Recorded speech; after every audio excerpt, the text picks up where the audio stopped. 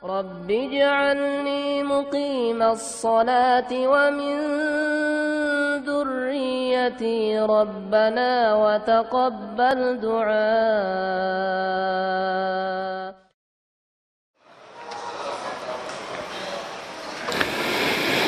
إن الحمد لله نحمده ونستعينه ونستغفره ونعوذ بالله من شرور أنفسنا ومن سيئات أعمالنا من يهده الله فلا مضل له ومن يضلل فلا هادي له أشهد أن لا إله إلا الله وحده لا شريك له وأشهد أن محمدا عبده ورسوله يا أيها الذين آمنوا اتقوا الله حق تقاته ولا تموتن إلا وأنتم مسلمون يا أيها الناس اتقوا ربكم الذي خلقكم من نفس واحدة وخلق منها زوجها وبث منهما رجالا كثيرا ونساء واتقوا الله الذي تساءلون به والأرحام إن الله كان عليكم رقيبا يا أيها الذين آمنوا اتقوا الله وقولوا قولا سديدا يصلح لكم أعمالكم ويغفر لكم ذنوبكم ومن يطع الله ورسوله فقد فاز فوزا عظيما ثم أما بعد فإن أصدق الحديث كتاب الله وخير الهدي هدي محمد صلى الله عليه وآله وسلم وشر الأمور محدثاتها فإن كل محدثة في الدين بدعة وكل بدعة ضلالة وكل ضلالة في النار. Ikhwani wa akhwati fiddin azanallahu jami'an. Ikhwan dan akhwat hadirin saudara-saudaraku yang semoga senantiasa dimuliakan oleh Allah. Alhamdulillah, pada kesempatan yang baik ini kita masih diberi nikmat oleh Allah Subhanahu wa taala untuk berkumpul bermajlis di salah satu rumah dari rumah-rumah Allah ini dalam rangka mengkaji agama Allah Subhanahu wa taala, yang insyaallah pembahasan pada malam hari ini kita pending dulu kajian kitab Riyadhus Shalihinnya. Yang akan kita kaji adalah masalah yang berkaitan dengan tamu agung yang mulia, yaitu bulan suci Ramadan. Hari ini atau malam ini, hari Kamis tanggal 1 April, tanggal 5 April 2021, atau yang berkaitan dengan 22 atau 23 Sya'ban. Kalau malam berarti sudah masuk tanggal 23 1442 Hijriah. Bulan Sya'ban merupakan bulan yang banyak dilupakan oleh kaum muslimin. Sebagaimana sabda Nabi SAW dalam hadis riwayat Al-Imam An-Nasa'i dan dihasankan oleh Al-Albani rahimahullah, dari sahabat Usamah bin Zaid radhiyallahu anhu.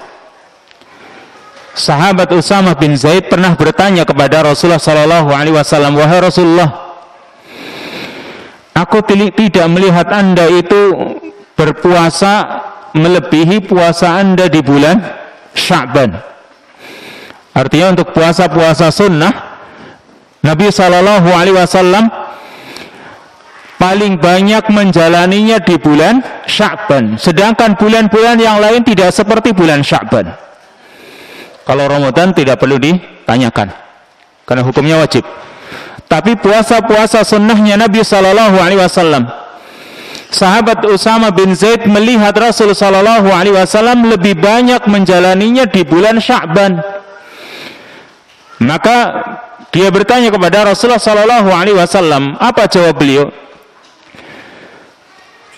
Beliau sallallahu alaihi wasallam bersabda, "Dzalika syahrun yaghfulun nasu anhu baina Rajab wa Ramadan. Wa huwa syahrun turfa'u fihi al-a'mal ila rabbil alamin. Fa uhibbu an yurfa'a 'amali wa ana sha'im." Atau kama qala sallallahu alaihi wasallam. Kata Nabi sallallahu alaihi wasallam, bulan Sya'ban adalah bulan di mana manusia banyak yang lalai, yaitu bulan antara Rajab dan Ramadan. Ini kata Nabi, bulan di mana manusia banyak yang lalai atau melalaikannya. Wa huwa syahrun turfa'u fihi al-a'mal, dan bulan Sya'ban adalah bulan di mana amalan hamba itu diangkat ila Rabbil Alamin, kepada Allah Rabbul Alamin. Fa uhibbu an yurfa'a amali wa ana sha'im, maka aku ingin ketika amalanku diangkat, aku dalam keadaan sedang sha'im, sedang berpuasa. Ya, hadis dihasankan oleh Al-Albani. Perhatikan di sini, Nabi mengatakan bulan Sya'ban adalah bulan di mana manusia banyak yang lalai. Kenapa mereka lalai? Karena mungkin di bulan sebelumnya, yaitu bulan Rajab, mereka banyak melakukan aktivitas-aktivitas atau rutinitas ibadah yang kebanyakan tidak ada syariatnya. Mereka memperbanyak ibadah di bulan Rajab, atau mereka fokus di bulan Ramadan dan merasa bahwasanya ibadah itu hanya di bulan Ramadan saja. Padahal bulan Sya'ban ini, sebagai kata Ibnu Rajab Al-Hambali di dalam kitabnya Lataiful Ma'arif, ini sebagai latihan. Bulan di mana orang ketika sudah membiasakan untuk melakukan ibadah, maka nanti ketika masuk bulan Ramadan sudah terbiasa. Makanya Nabi SAW pun melakukan ibadah atau memperbanyak ibadah. Kemudian alasan yang kedua, itu alasan pertama, karena manusia banyak yang lalai, melupakannya. Padahal yang namanya ibadah, ketika orang ingin menghidupkannya di saat manusia banyak yang melalaikannya, maka pahalanya semakin besar. Karena dengan niat juga ingin menghidupkan sunnah Nabi SAW, pahalanya lebih besar.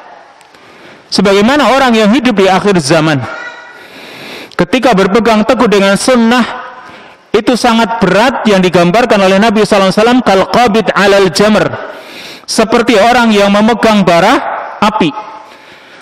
Mau dilepas berarti dia tidak menjalaninya. Kalau dipegang terasa panas, kalau dia jalani rasanya panas, berat menjalaninya. Itu keadaan akhir zaman, tapi pahalanya besar. Seperti itu pula beribadah di saat manusia melalaikannya. Ini alasan yang pertama, Nabi SAW berpuasa karena manusia banyak yang melalaikannya. Yang kedua, kata Nabi SAW, wa huwa syahrun turfa'u fihi al-a'mal, dan bulan Sya'ban adalah bulan di mana amalan itu diangkat, dilaporkan kepada Allah Rabbul Alamin. Perhatikan, yang namanya amalan itu dilaporkan kepada Allah, ada yang sifatnya harian, ada yang sifatnya pekanan, setiap pekan, ada yang sifatnya setiap tahun. Yang setiap hari, yaitu dengan bergantinya malaikatun nahar wa malaikatul lail, malaikat malam, malaikat siang dan malaikat malam, kan bergantian. Yang mereka bertemu shiftnya di waktu subuh dan di waktu asar. Maka kalau orang subuh dia menjalani sholat dengan berjamaah, malaikat yang bergantian ini semuanya berkumpul melihat, oh si fulan dia gemar melakukan ibadah, terutama sholat jamaah ketika subuh. Berkumpul semuanya akan mencatat. Belum ada pergantian shift, yaitu mau ada pergantian tapi mereka berkumpul. Ya, yang shift siang dan shift malamnya sedang berkumpul di waktu subuh. Demikian pula ketika salat asar, mereka juga berkumpul. Makanya ini dua waktu yang mereka ini mau melaporkannya kepada Allah Subhanahu wa ta'ala. Dan kita melakukannya itu bukan semata-mata kepada malaikatnya, tapi kepada Allah. Kita ingin agar oleh Allah Subhanahu wa ta'ala dicatat sebagai suatu kebaikan. Dan ini namanya keikhlasan, karena kita mengharapkan pujian dari Allah Subhanahu wa taala, bukan pujian dari manusia. Kalau pujian manusia namanya riya. Tapi pahala Allah, pujian dari Allah Subhanahu wa taala, ini yang kita inginkan. Maka ini setiap hari terjadi, dilaporkannya amalan kita kepada Allah, yaitu dengan mereka adanya malaikat yang bertugas di siang hari dan di malam hari. Ini yang bersifat harian. Lalu ada yang bersifat pekanan, setiap pekan, dan juga setiap pekan 2 kali, yaitu setiap Senin dan Kamis. Makanya Nabi SAW juga menjalani puasa setiap Senin dan Kamisnya, karena salah satu alasan beliau mengapa beliau menjalaninya, karena amalan juga diangkat, dilaporkan kepada Allah Subhanahu wa taala setiap Senin dan Kamis. Lalu yang bersifat tahunan, yaitu di bulan Sya'ban ini, karena dilaporkan kepada Allah Subhanahu wa taala, maka Nabi mengatakan, fa uhibbu an yurfa amali wa ana shaim. Aku ingin agar ketika amalanku diangkat, dilaporkan kepada Allah, aku dalam keadaan berpuasa. Makanya beliau sering menjalaninya. Bahkan dalam riwayat Bukhari dan Muslim dari sahabat Aisyah radhiyallahu anha, beliau paling banyak menjalani puasa di bulan Sya'ban, bahkan kadang sampai full, sampai penuh. Itu bulan Sya'ban. Dan ternyata kita rasakan kaum muslimin banyak yang melalaikannya. Itulah apa yang dikatakan oleh Nabi, itu suatu kebenaran. Walaupun di sana ada hadis idan tasafa Sya'ban fala tasumu. Ketika Sya'ban sudah masuk pertengahan, maka janganlah kalian berpuasa. Ini khilaf para ulama tentang derajat hadis ini. Imam Ahmad dan juga Yahya bin Ma'in mendhaifkan hadis ini, sekalipun para ulama yang lain mensahihkannya. Yang mensahihkannya berarti ketika menggabungkan antara kebiasaan Nabi berpuasa, itu mereka memakruhkan memulai puasa itu setelah pertengahan bulan Sya'ban bagi orang yang tidak biasa puasa. Bagi orang yang tidak biasa puasa, dia memulainya setelah pertengahan bulan Sya'ban, maka seperti Al-Imam Asy-Syafi'i memakruhkannya. Dan beliau termasuk yang mensahihkan hadis idan tasafa Sya'ban fala tasumu. Termasuk para ulama yang lain banyak yang juga mensahihkan. Tapi kalau sudah sehari atau 2 hari menjelang bulan Ramadan, maka ada larangan tersendiri. Yaitu Nabi SAW bersabda, la tuqaddimu Ramadana bi shaumi yaumin aw yaumain. Janganlah kalian mendahului bulan Ramadan itu dengan berpuasa sehari sebelumnya atau 2 hari sebelumnya. Dan hadis ini juga terdapat dalam riwayat Bukhari dan Muslim. Berarti jangan mendahului, kecuali kalau orang sudah terbiasa. Misalnya puasa yang akan datang ini, misal hari Selasa, tanggal 1 Ramadan, kemungkinan besar hari Selasa, walaupun kita belum tahu karena itu ditetapkan berdasarkan ru'yatul hilal. Kalau pas tanggal 1 Ramadan hari Selasa dan orang ini biasa puasa Senin Kamis, maka pas hari Seninnya, sehari sebelum Ramadan dia berpuasa, boleh enggak? Kalau dia punya kebiasaan, boleh. Tapi kalau dia tidak punya kebiasaan sebelumnya, maka tidak dibolehkan. Karena Nabi SAW secara khusus melarang, la tuqaddimu Ramadan bi shaumi yaumin aw yaumain. Jangan kalian dahului Ramadan. Kenapa jangan didahului? Karena supaya dipisah antara yang fardu dengan yang sunnah. Fardu dia tersendiri, dengan yang sunnah jangan langsung digabung, sehingga terbedakan ini yang fardu, ini yang sunnah. Sebagaimana kalau Syawal selesai bulan Ramadan, maka jangan nyambung hari pertama bulan Syawal nggak boleh puasa, sehingga terpisah antara Ramadan dengan sunnah saum di bulan Syawal. Seperti itu pula sholat. Ketika sholat, orang selesai sholat dari sholat wajib, begitu salam, assalamualaikum, ya, assalamualaikum warahmatullah, assalamualaikum warahmatullah, langsung berdiri. Maka para ulama memakruhkannya, termasuk sahabat Umar bin Khattab. Ketika ada orang yang seperti itu, begitu menengok ke kiri, Assalamualaikum warahmatullah, dia langsung berdiri. Maka Umar menyuruh orang tersebut untuk duduk.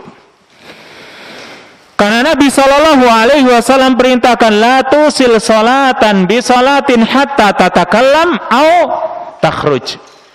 Jangan kamu sambung satu salat dengan salat yang lain sehingga kamu berbicara terlebih dahulu. Bicara di sini bisa dengan zikir atau yang lain, au takhruj, atau kamu keluar dulu. Makanya jangan langsung dari salat wajib langsung berdiri ke salat sunnah. Tunggu dulu, zikir dulu, atau mungkin bergeser, sehingga ada pemisah antara yang wajib dengan yang sunnah. Demikian pula Ramadan. Makanya Nabi SAW mengatakan, la tuqaddimu Ramadana bi saumi yaumin aw yaumain.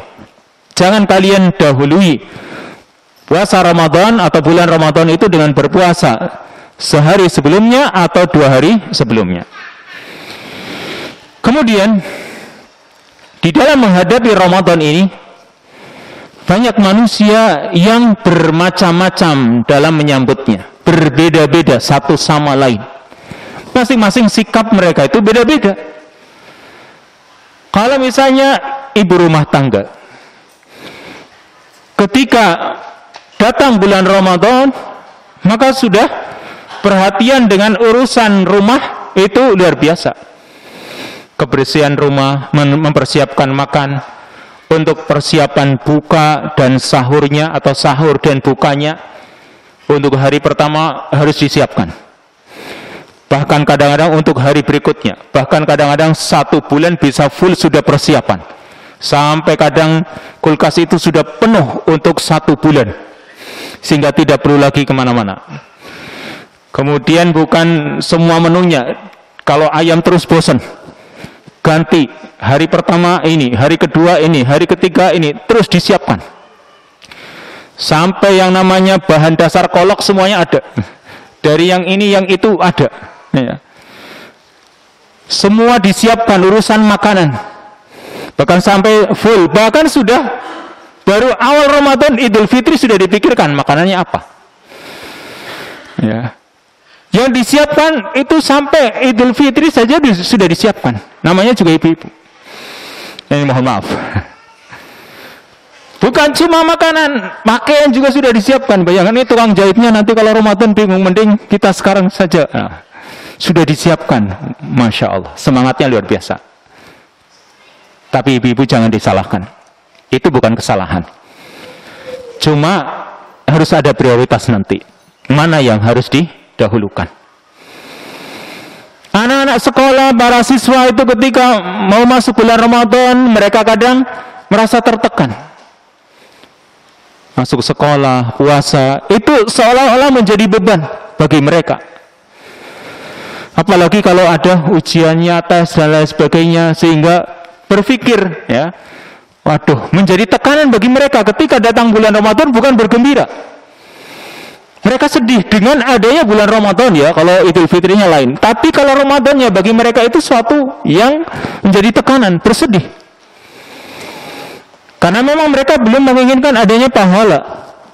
Tidak ada rasa takut akan dosa dan lain sebagainya, sehingga mereka merasa tertekan.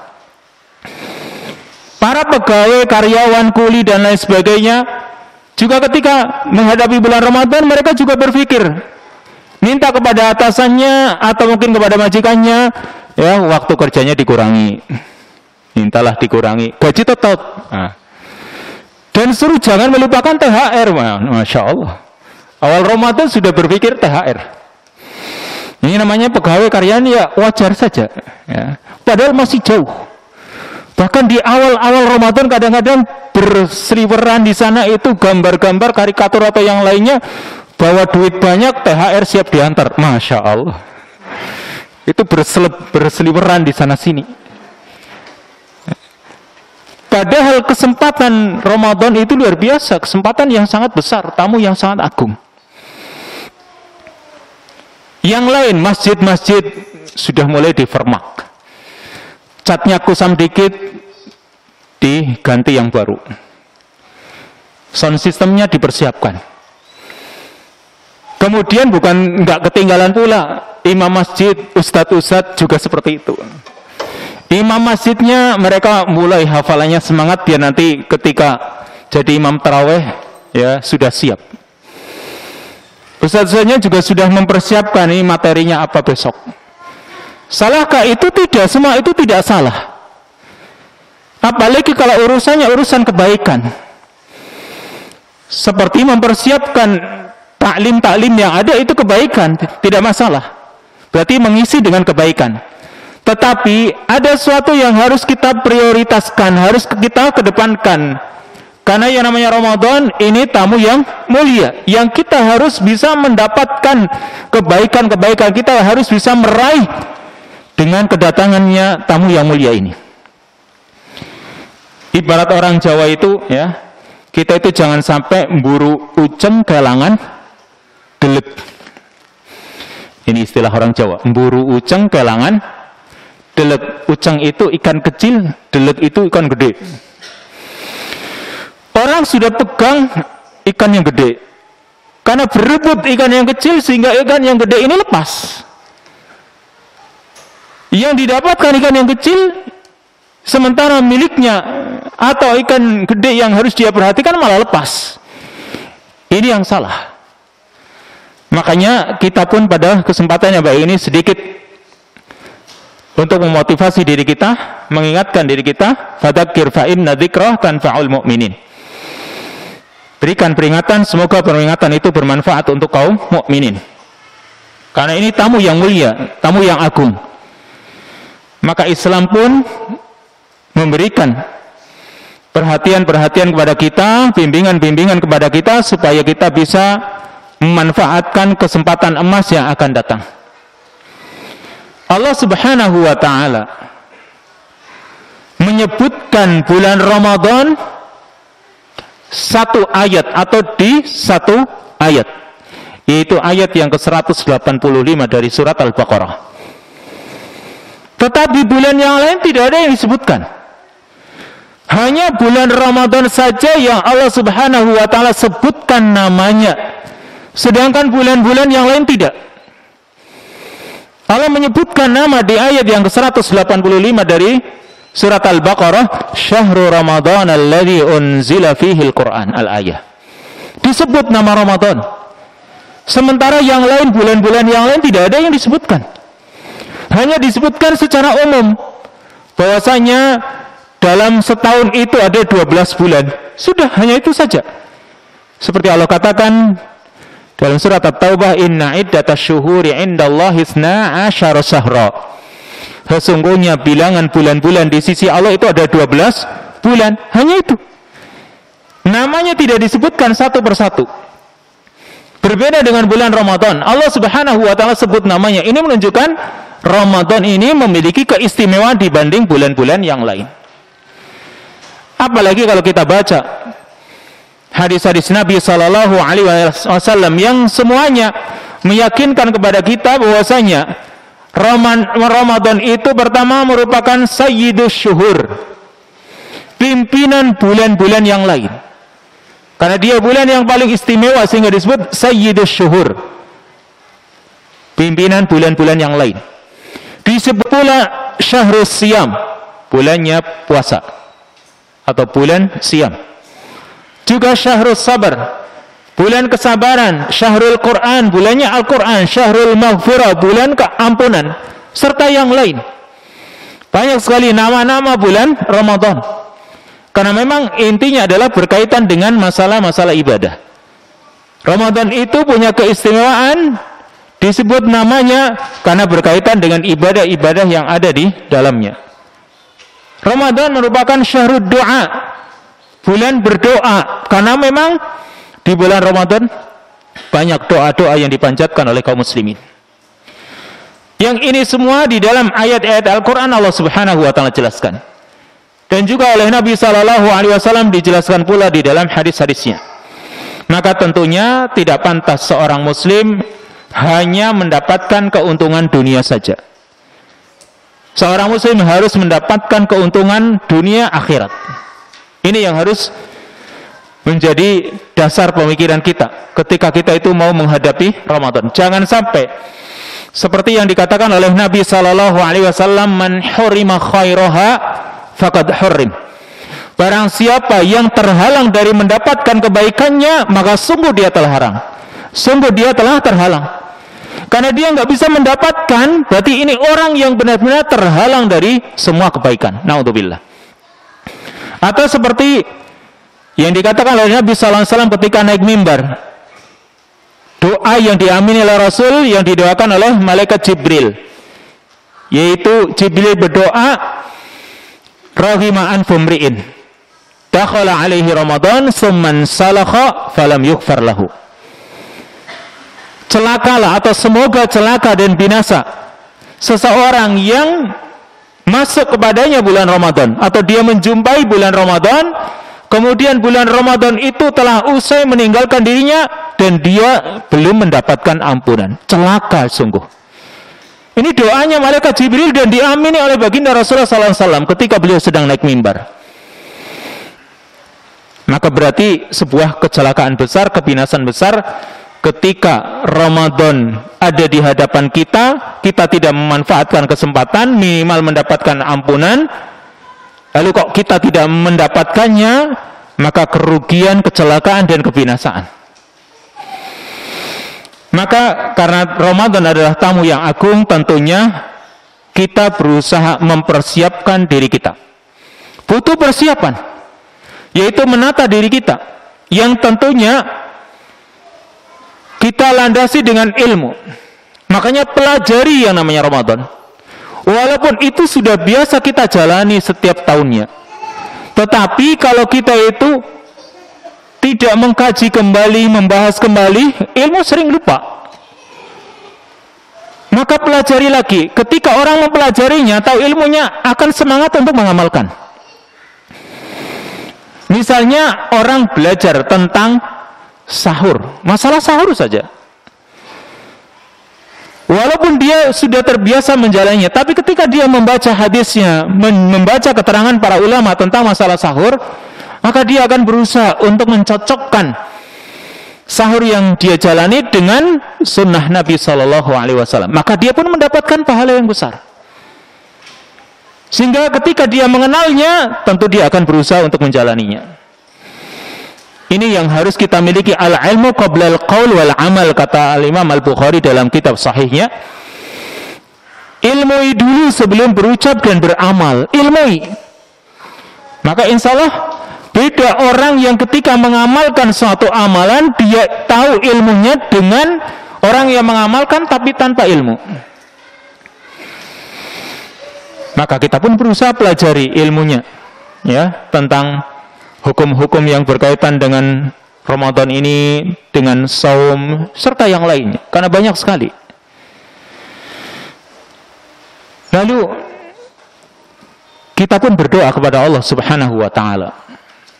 Karena kita nggak tahu, hari esok kita nggak tahu apakah kita itu bisa menjumpai Ramadan ini, tahun ini atau tidak. Kan kita tidak tahu. Maka kita memohon, berdoa kepada Allah Subhanahu wa Ta'ala agar kita bisa menjumpainya. Makanya kita berdoa supaya Allah Subhanahu wa Ta'ala masih berikan kesempatan pada diri kita untuk bisa menjalaninya, kemudian kita bisa mengisi di Ramadan yang akan datang dengan kebaikan-kebaikan. Untuk menambah khusyuknya kita dengan Ramadan, yaitu kita bisa saja, ya, tanamkan dalam diri kita perasaan bahwasanya Ramadan yang akan datang ini Ramadan terakhir bagi kita. Kalau orang merasa ini Ramadan terakhir dalam hatinya, maka dia akan berusaha untuk memanfaatkan betul kesempatan Ramadan. Sebagaimana ketika orang mau salat, kata Nabi SAW dalam hadis sahih riwayat Ibnu Majah, idza qumta fi salatika fasalli salata muwaddi'in. Jika kamu hendak beranjak berdiri dalam salatmu, maka salatlah kamu seperti salatnya orang yang mau berpisah. Orang yang mau pisah dari dunia ini seolah-olah ini salat terakhir. Sehingga kalau orang merasakan ini salat terakhir saya, walaupun nanti Allah mungkin masih berikan kesempatan waktu untuk hidup menjalani salat berikutnya, tapi ketika orang merasa ini salat saya terakhir, maka saya harus konsentrasi, saya harus khusyuk di dalamnya. Nih, menjadikan salatnya lebih khusyuk. Demikian pula urusan Ramadan juga seperti itu. Kalau orang merasa Ramadan sekarang gak apa-apa, yang akan datang gampang, umur saya masih muda, siapa yang bisa menjamin kalau umur kita itu masih panjang? Karena kita tidak tahu, Allah Subhanahu wa ta'ala yang menentukan ajalnya. Tidak hanya orang-orang tua atau lanjut usia yang dicabut nyawanya oleh Allah Subhanahu wa ta'ala, tapi muda juga banyak. Makanya kita butuh persiapan menghadapi Ramadan. Apa persiapannya? Yang pertama, persiapan yang harus kita tata dalam diri kita, yang pertama yaitu an-niyatus salihah.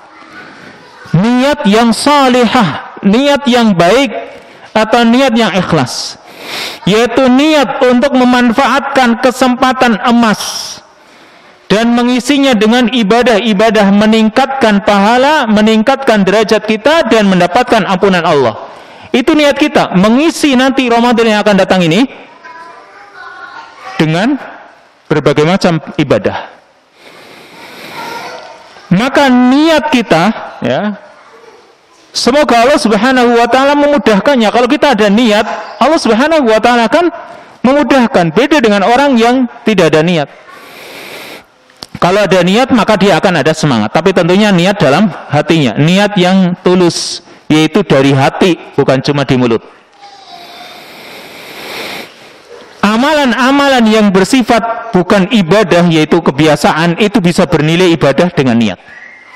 Amalan-amalan yang kecil bisa punya nilai yang besar dengan niat kita. Makanya Nabi SAW mengatakan, innamal a'malu binniyat wa innamal likulli imri'in ma nawa.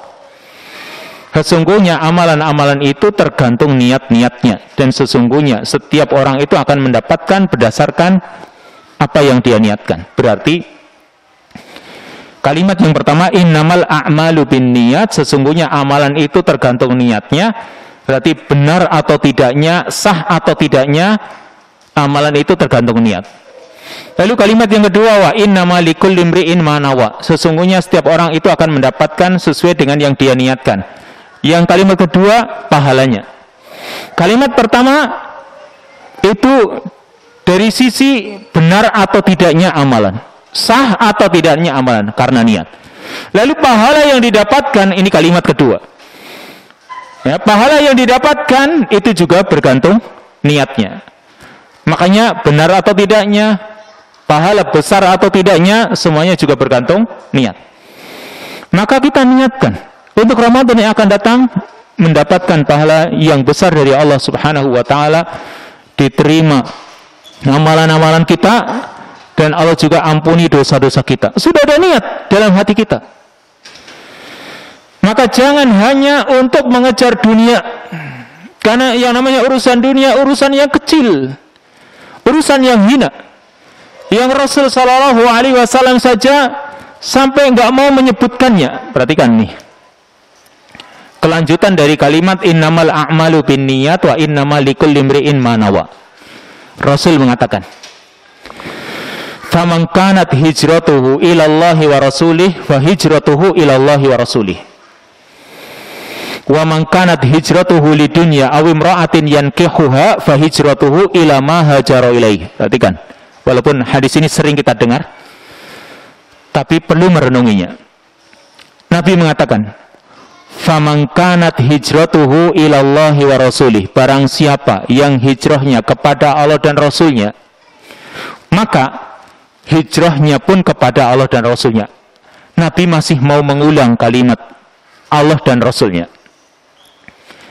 Ya, faman kanat hijratuhu ilallahi wa rasulih. Ini ya, Nabi ulangi lagi, fa hijratuhu ilallahi wa rasulih. Tapi perhatikan kalimat berikutnya, wa man kanat hijratuhu lidunya yusibuha aw imra'atin yankihuha. Barang siapa yang hijrahnya karena dunia atau karena wanita yang akan dia nikahi. Maka Nabi nggak ingin menyebut lagi fa hijratuhu ila ma hajara ilaih. Hijrahnya sebagaimana yang dia inginkan.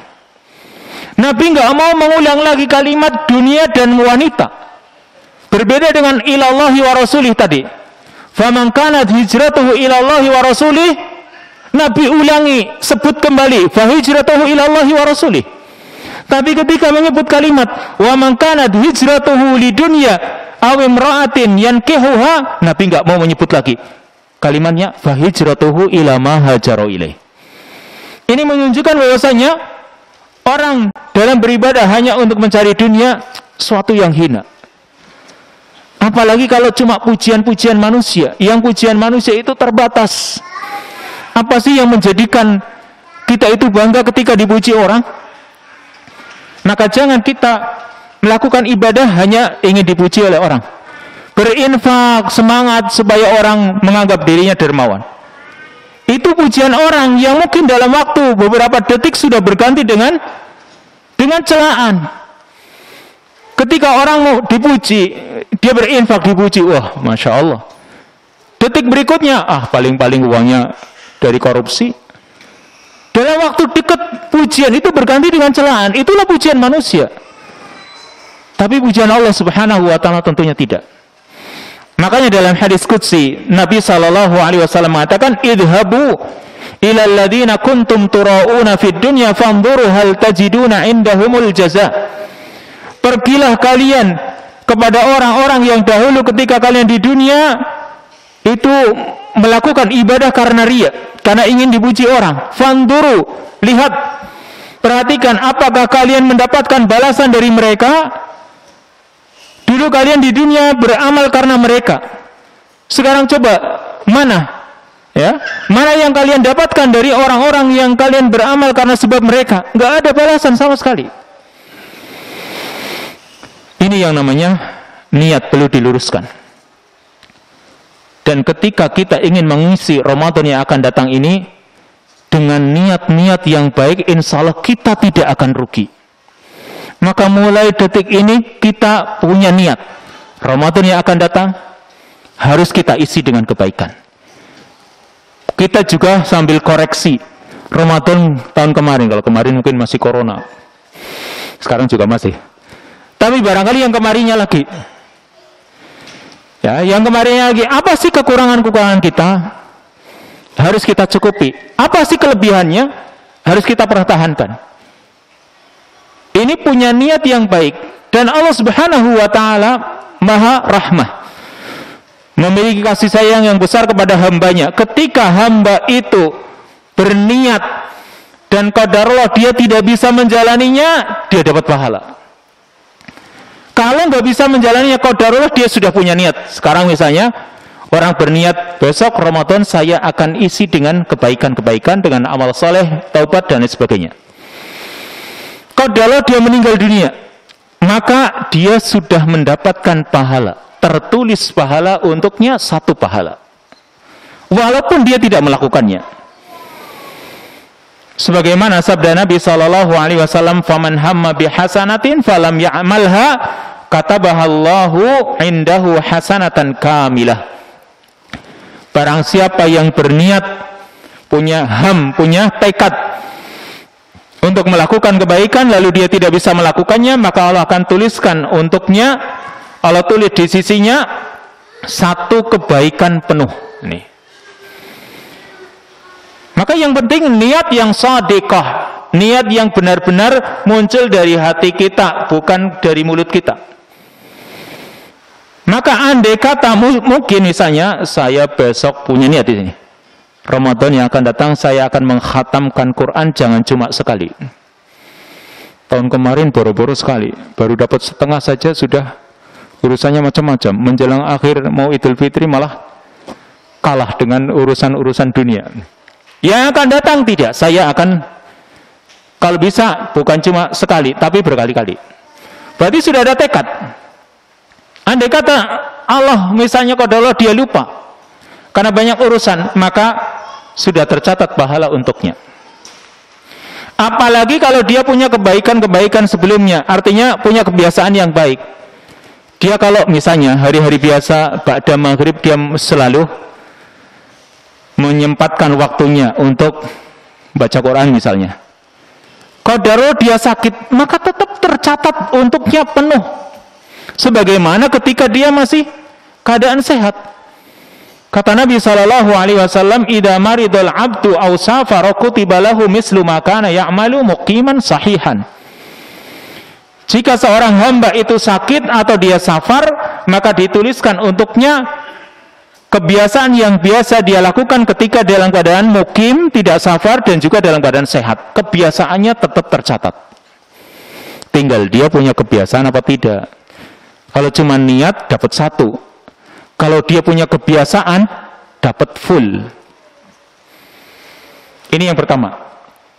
Niat yang salihah. Yang kedua, yaitu at-taubatun nasuh. Persiapan yang kedua yang harus kita tata dalam diri kita menyambut datangnya Ramadan adalah at-taubatun nasuh atau taubat nasuha. Ini bekal yang terbaik untuk menghadapi bulan Ramadan. Ya. Perkara yang terbaik untuk kita jadikan bekal menghadapi bulan Ramadan yaitu taubat. Taubat dalam arti taubat yang nasuha, sebagaimana yang disebutkan oleh Al-Imam An-Nawawi di dalam kitab Riyadhus Shalihinnya. Yang namanya taubat nasuha itu 3 syaratnya harus terpenuhi, yaitu al-iqla' 'anid dzam atau 'anid dzunub, wan nadamu 'alaiha, wal 'azmu 'ala adamil 'audah. Yang pertama harus melepaskan diri dari dosa. Jadi kalau tahu itu dosa, lepas. Dan alhamdulillah biasanya di bulan Ramadan mudah untuk melepaskan. Coba, kalau di hari-hari biasa, dia nggak bisa ninggalkan rokok. Pas Ramadan, bisa dia. Bisa. Siang hari nggak rokok, bisa. Tapi malamnya masih ahlu hisab lagi. Tapi siang hari bisa. Berarti kan dia bisa meninggalkan. Pada hakikatnya, di hari-hari biasa dia juga bisa. Nyatanya pas Ramadan dia juga bisa, siang hari bisa. Berarti seperti itu pula dosa-dosa yang lain. Orang bisa meninggalkannya. Maka ini yang pertama, al-iqla' 'anid dzam atau dzunub. Harus lepas. Yang kedua, an-nadamu 'alaiha, dia harus menyesalinya. Dia sesali bahwasanya dirinya telah melakukan dosa-dosa yang itu akan menyebabkan dirinya bisa binasa. Dia sesali hal itu. Dia sesali waktunya yang selama ini ternyata dia lakukan untuk hal-hal yang sifatnya maksiat. Kemudian yang ketiga yaitu al-azmu 'ala adamil 'audah. Bertekad bersungguh-sungguh untuk tidak mengulanginya. Itulah yang namanya taubat yang nasuha. Dan ditambah kalau ada kaitannya dengan sesama manusia, tentunya dia harus meminta baro'ah, harus meminta keikhlasan dari orang-orang yang pernah kita dolimi dia. Ini kalau kaitannya dengan sama manusia. Lalu yang jadi pertanyaan, mengapa kita disuruh bertaubat? Ketika mau menghadapi Ramadan kita harus bertaubat, kenapa? Apa hubungannya dengan ibadah? Ya, apa hubungannya dengan ibadah-ibadah kita nanti di bulan Ramadan? Mengapa kita harus taubat? Maka perhatikan. Yang namanya maksiat atau dosa, itu pengaruhnya sangat besar sekali terhadap hati kita, hati manusia. Yaitu hati itu bisa menjadi buta, tidak bisa membedakan mana yang hak, mana yang batil, mana yang benar, mana yang salah, mana yang baik dan mana yang tidak baik. Itu karena hatinya sudah tertutup, buta. Kayak misalnya sebuah lampu bolam lah, atau kaca yang di dapur misalnya. Kalau dapur sekarang sih rata-rata nggak terlalu. Kalau dulu masaknya pakai kayu, kacanya burus, remang-remang. Apalagi kalau bertumbuk sampai hampir nggak kelihatan luarnya. Dan seperti itulah maksiat, menutup hati juga seperti itu, sehingga hati nggak bisa membedakan, oh ini perbuatan yang baik yang saya harus jalani. Dia Dia nggak bisa membedakan mana yang baik, mana yang jelek. Itu berarti hati yang sedang remang-remang atau hatinya buta, naudzubillah. Dan hati juga bisa mati.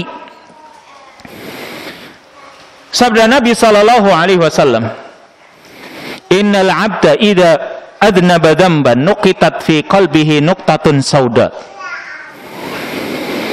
Sesungguhnya seorang hamba ketika dia melakukan satu dosa, maka akan tertitik di hatinya satu titik hitam, satu noda hitam. Fa in taba wa naza'a wastaghfar saqula qalbuhu. Kalau dia tahu itu titik hitam, noda hitam pada hatinya, dia taubat, dia mencabut dirinya, melepaskan dirinya dari dosa itu, dia mohon ampun, saqula qalbuhu, hatinya pun mengkilap lagi, bersih lagi. Seperti kena sedikit debu, dia lap atau dia bersihkan. Maka jadi jernih lagi. Tapi wa in ada zadat hatta ta'lu wa qalbuhu. Jika dia kembali mengulanginya, maka akan bertambah sampai bisa menutup hatinya. Fadzalika ar-ranul ladzi dzakarallahu fil Qur'an kalla bal rana ala qulubihim ma kanu yaksibun.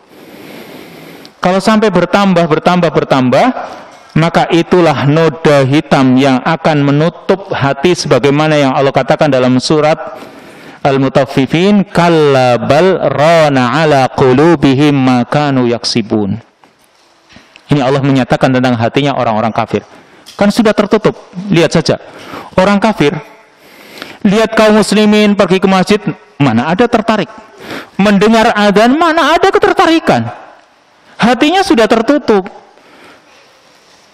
Makanya seperti misalnya orang yang sudah meninggalkan Jumat 3 kali berturut-turut tanpa ada udzur. Maka ngelihat orang Jumatan santai saja dia. Ya, ngelihat orang jamaah dia rumahnya depan masjid. Lihat orang jamaah santai saja dia duduk. Enggak tergerak hatinya. Naudzubillah. Kalau memang hatinya itu seperti yang dikatakan oleh Nabi SAW, hatinya tertutup. Itu yang tidak kita inginkan. Makanya harus kita bersihkan dengan taubat nasuha ini. Supaya nanti bulan Ramadan banyak kebaikan, kita bisa melihatnya, tertarik. Karena apa? Hati kita itu tahu, bisa melihat. Dan juga hati kita itu tidak berat menjalaninya. Kalau bertumpuk-tumpuk dosa, kita juga berat menjalaninya. Makanya penyair mengatakan, ra'aitu dzunuba tumitul quluba wa qad yurisud dulla idmanuha wa tarkud dzunubi hayatul qulubi wa khairun li nafsika isyanuha. Ra'aitu dzunuba tumitul quluba, aku melihat dosa-dosa itu mematikan hati. Wa qad yurisud dulla idmanuha, dan bisa menjadikan hati itu hina kalau dia sudah kecanduan dengan dosa. Wa tarkud dzunubi hayatul qulubi, dan meninggalkan dosa adalah hidupnya hati. Ya, wa tarkud dzunubi hayatul qulubi wa khairun li nafsika isyanuha, dan yang terbaik untuk dirimu adalah kamu tinggalkan dosa-dosa itu. Atau seperti yang dikatakan oleh Al-Imam Asy-Syafi'i di dalam kitab diwannya, Diwan Asy-Syafi'i, beliau SAW memberikan nasihat kepada kita. Sebagaimana ilmu itu cahaya, Ramadan juga menjadi cahaya. Tetapi cahaya ilmu, cahaya Ramadan tidak bisa kita dapatkan kalau kita masih punya dosa-dosa. Kata beliau, syakautu ila waqi'in su'a hifdhi fa arsyadani ila tarkil ma'asi wa akhbarani bi anna al-ilma nurun wa nurullahi la yuhda lil 'asi. Kata Imam Syafi'i, aku mengadu kepada guruku namanya Waqi' tentang su'a hifdhi, jeleknya hafalanku. Jadi Imam Syafi'i pernah merasakan jeleknya hafalan ketika menghafalkan gak masuk-masuk. Kalau kita hafalan gak masuk-masuk malah ditinggalkan. Hafalannya kok susah, sudah mending yang lain. Karena kita semangatnya beda. Syakautu ila waqi'in su'a hifdhi, aku mengadu kepada Waqi' guruku tentang jeleknya hafalanku, fa arsyadani ila tarkil ma'asi, maka dia memberikan petunjuk kepadaku, bimbingan supaya aku meninggalkan dosa. Wa akhbarani bi annal ilma nurun, dan dia memberitahukan kepadaku bahwasanya ilmu itu adalah cahaya. Ilmu itu cahaya. Wa nurullahi la yuhda lil 'asi, dan cahaya Allah tidak diberikan kepada orang yang bermaksiat. Orangnya maksiat mau diberi cahaya ya enggak pantas. Seperti itu pula Ramadan juga bisa menjadi cahaya. Tapi bagi orang yang bermaksiat dia enggak akan diberikan kesempatan oleh Allah Subhanahu wa taala. Makanya maksiat itu bisa melemahkan hati. Ya. Dan para sahabat ridwanullah alaihim ajma'in ketika melihat maksiat itu tidak melihat besar kecilnya maksiat. Yang dilihat kepada siapa kita bermaksiat. Itulah para sahabat. Sehingga kita kadang menganggap ini maksiat biasa. Menurut mereka itu perkara yang membinasakan, makanya mereka berusaha untuk meninggalkannya. Dan masih banyak pengaruh-pengaruh dosa yang lain, ya. Yang intinya Allah Subhanahu wa taala perintahkan kita untuk bertaubat kepada Allah, kembali kepada Allah Subhanahu wa taala. Allah katakan wa tubu ilallahi jami'an ayyuhal mu'minuna la'allakum tuflihun. Bertaubatlah kalian semua kepada Allah, hai orang-orang yang beriman, la'allakum tuflihun, agar kalian beruntung. Yang Allah itu membuka pintu taubat kepada kita seluas-luasnya. Mau siang hari, mau sore hari, mau pagi hari atau malam hari, Allah buka pintu taubat seluas-luasnya. Terserah kapan mau bertaubat. Dan Allah sangat senang kalau hambanya mau bertaubat. Makanya kita juga ketika mau menghadapi Ramadan, kita harus bertaubat kepada Allah Subhanahu wa taala supaya Allah bukakan, Allah tunjukkan pintu-pintu kebaikan. Ya, kemudian Allah juga memberikan dorongan kepada kita, tidak berat nanti ketika menjalani Ramadan. Yang ketiga adalah syukrullahi ta'ala.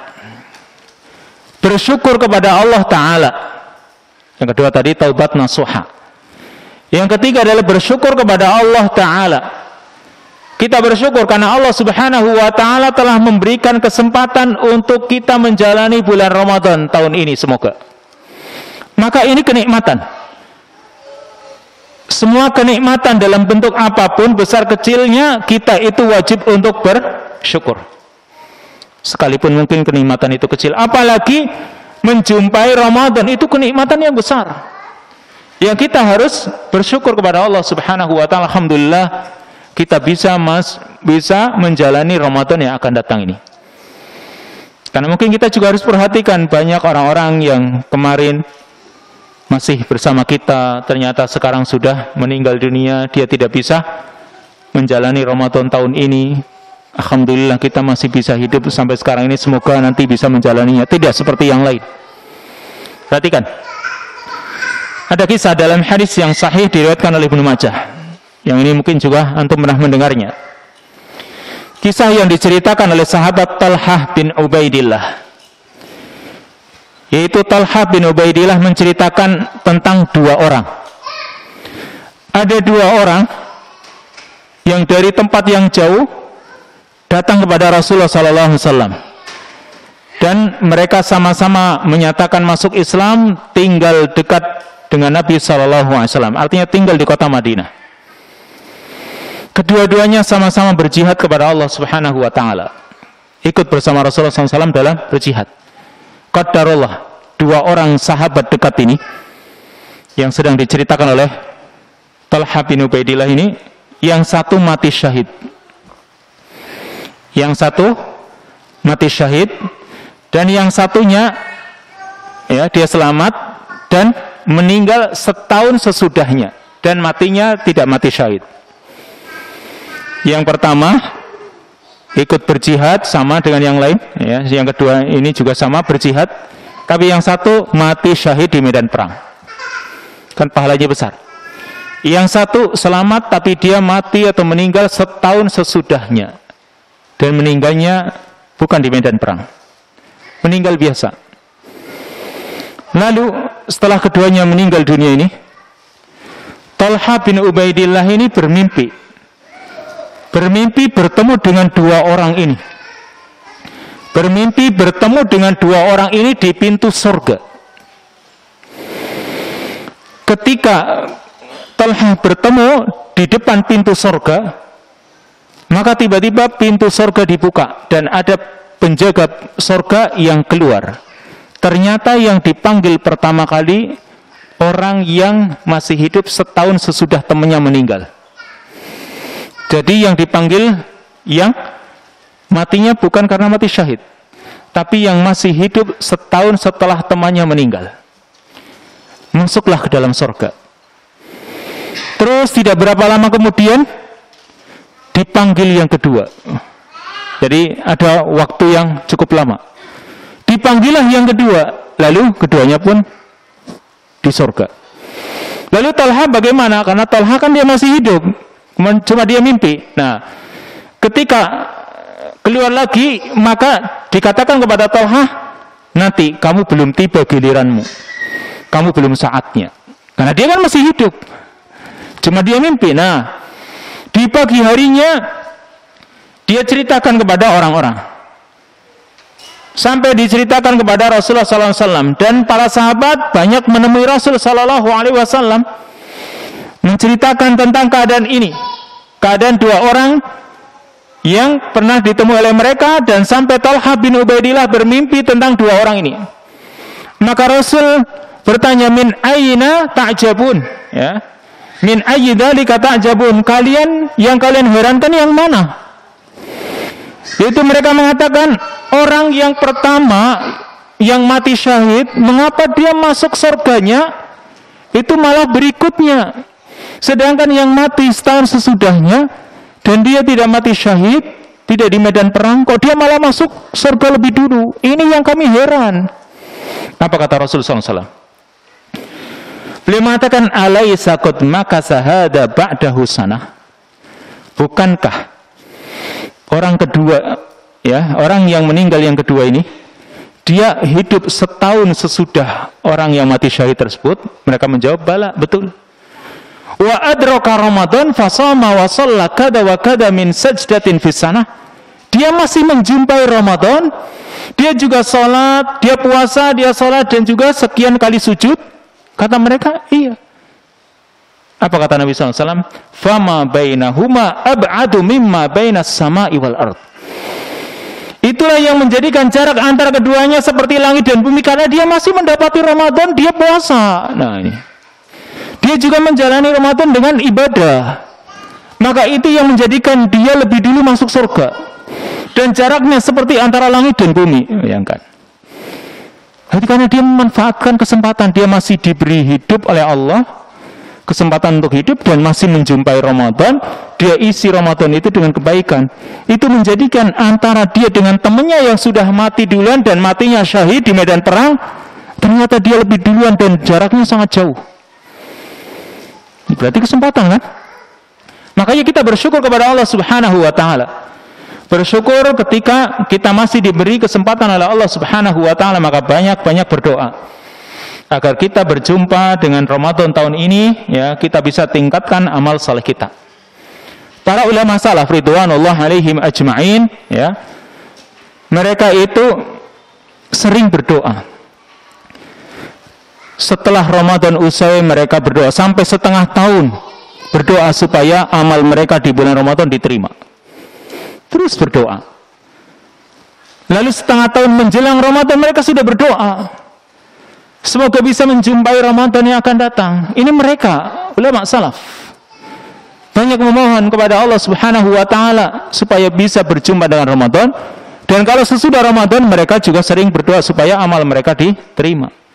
Kalau kita begitu Lebaran sudah lupa, Lebaran tertutup dengan aktivitas-aktivitas hidup kita yang kemarin itu nggak pernah terpikir, sudah yang kemarin-kemarin. Nggak pernah kita mengharapkan supaya yang kemarin itu diterima pahala kita di sisi Allah Subhanahu wa ta'ala. Makanya ada satu doa yang diriwayatkan oleh Yahya bin Katsir, dan ini doanya para ulama salaf, yaitu Allahumma sallimni ila Ramadan wa sallim li Ramadan wa tasallamhu minni mutaqabbala. Allahumma sallimni Ramadan, atau Allahumma sallimni ila Ramadan wa sallim li Ramadan wa tasallamhu minni mutaqabbala. Ya, saya baca pelan-pelan. Allahumma sallimni ila Ramadan. Ya Allah, antarkan aku kepada Ramadan. Allahumma sallimni ila Ramadan. Ya Allah, antarkan aku kepada Ramadan. Wa sallim li Ramadan, dan antarkan Ramadan untukku. Kita mohon agar diri kita diantarkan kepada Ramadan, dan juga Ramadan diantarkan kepada diri kita. Allahumma sallimni ila Ramadan wa sallim li Ramadan wa tasallamhu minni mutaqabbala. Wa tasallamhu minni, dan terimalah dariku Ramadan tersebut yang engkau dekatkan kepadaku nih. Wa tasallamhu minni mutaqabbala, terimalah ya ibadah-ibadahku di dalam Ramadan. Berarti ini salah satu doa yang diungkapkan oleh para ulama salaf ridwanullah alaihim ajmain. Yang terakhir, sebenarnya masih banyak, tapi saya cukupkan sampai yang keempat saja. Yang keempat yaitu istisyaru idhamis sawab. Orang harus merasakan besarnya pahala. Jadi orang harus sadar bahwasanya Ramadan itu adalah syahrul amal, bulan untuk beramal, bukan bulan untuk bermalas-malasan. Karena kalau kita melihat sejarah sirah nabawiyah, sejarah Nabi SAW, banyak peperangan besar yang dijalani oleh Nabi dan para sahabat. Perang Badar, kapan? Bulan Ramadan. Fathu Mekkah, kapan? Bulan Ramadan. Ma'rakah Qadisiyah, perang Qadisiyah, bulan Ramadan. Perang Ainun Jalut, perang Khittin, perang melawan negeri-negeri Andalus, banyak dilakukan di bulan Ramadan. Berarti ini menunjukkan bahwasanya Ramadan itu bukan bulan bermalas-malasan. Kesempatan untuk tidur. Hari pertama pagi habis dari sholat subuh, kalau ada kajian, kalau enggak langsung pulang tidur. Sampai nanti bangun-bangun jam 9, mau ngapain sih? Nah, sehingga bangun jam 10 atau jam 9 itu masih belum lapar. Malasnya luar biasa. Bukan untuk bermalas-malasan. Bagaimana orang berpikir bahwa Allah Subhanahu wa ta'ala itu melarang makan, minum, syahwat itu untuk meninggalkan amal atau meninggalkan tugas. Ini kan aneh. Bahwa Allah itu melarang kita makan, melarang kita minum, melarang melampiaskan syahwat. Itu kok untuk meninggalkan amal atau tugas-tugas, ini sesuatu yang sangat aneh. Atau untuk tidur di siang hari, begadang di malam hari, kan sesuatu yang aneh. Tugas-tugas pekerjaan kita di siang hari biasa kita jalani. Justru tugas di siang hari, karena kita seorang yang berpuasa, niatkan untuk beribadah kepada Allah. Dan juga malam hari kita isi pula dengan ibadah. Waktu yang selama ini banyak kita gunakan untuk hal-hal yang sia-sia, gunakan untuk beribadah. Makanya dengan kita merasakan pahala atau besarnya pahala, ya, dan juga adanya targhib dan tarhib dalam diri kita, ini akan mendorong merasakan banyaknya pahala. Misalnya baca Quran, kita rasakan bahwa baca Quran satu huruf saja sudah 10 pahala. Apalagi kalau bersurat-surat yang kita baca, ya. Banyak surat yang kita baca, tentunya pahalanya semakin besar. Jadi itu yang harus ada dalam perasaan kita. Makanya perbanyak ketaatan kepada Allah Subhanahu wa ta'ala. Ya, di samping kita juga tadi introspeksi diri kita tentang waktu yang sudah pernah kita jalani, karena kita biasa menjalani setiap tahun. Maka untuk yang akan datang kita juga harus benar-benar jangan sampai kendor. Dan juga masih banyak hadis-hadis yang menjelaskan tentang fadilah dari bulan Ramadan, ya.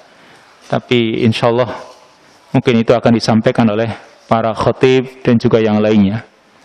Maka sampai di sini nih hanya beberapa poin atau beberapa permasalahan yang ini harus menjadi bekal kita menghadapi bulan Ramadan. Wassallallahu wasallam ala nabiyina Muhammad wa ala alihi wa sahbihi ajma'in. Subhanakallahumma wa bihamdika asyhadu an la ilaha illa anta astaghfiruka wa atubu ilaik. Wassalamualaikum warahmatullahi wabarakatuh.